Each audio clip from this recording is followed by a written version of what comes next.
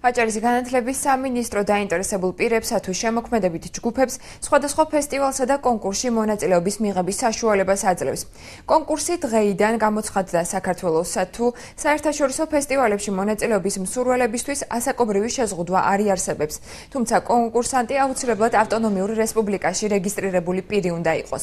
განაცხადების მიღება ყოველ თვეში წლის ბოლომდე იწარმოებს. გამარჯვებულებს 7-კაციანი კომისია გამოავლენს, რომელიც ხელოვანებით არასამთავრობო ორგანიზაციებისა და სამინისტროს თანამშრომლებით იქნება დაკომპლექტებული.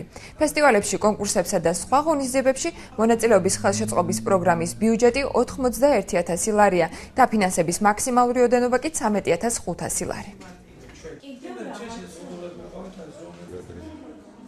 მოთხოვნები ხშირი არის გასტროლებზე, საზღვარგარეთ მიდიან მოსწავლეები ჩვენი მუსიკალური სკოლის თუ ფოლკლორული თუ სხვადასხვა ჯგუფების და აი აქედან საშუალება იქნება უფრო ყურადღება გამახვილდება, რა თქმა უნდა, ხარისხზე, როგორი ხარისხის და რა შედეგებიც იქნება ეს ღონისძიებები და ეს ფესტივალები თუ სხვადასხვა აქტივობები. მიზანი, რა თქმა უნდა, არის შემოქმედებითი შემოქმედებითი სფეროს წარმომადგენლების ხელშეწყობა, მათი შემოქმედებითი ზრდისა და განვითარებისთვის, ქართული კულტურის პოპულარიზაცია, თუ ეს ეხება საზღვარგარეთ მონაწილეობას, პრიორიტეტები გახლავთ თვითონ პროექტის ღირებულება და მნიშვნელობა, რომელსაც წარმოადგენს კონკურსანტი, ასევე იმ ფესტივალის კონკურსის თუ ღონისძიების მნიშვნელობა, რომელშიც ისინი აპირებენ მონაწილეობის მიღებას.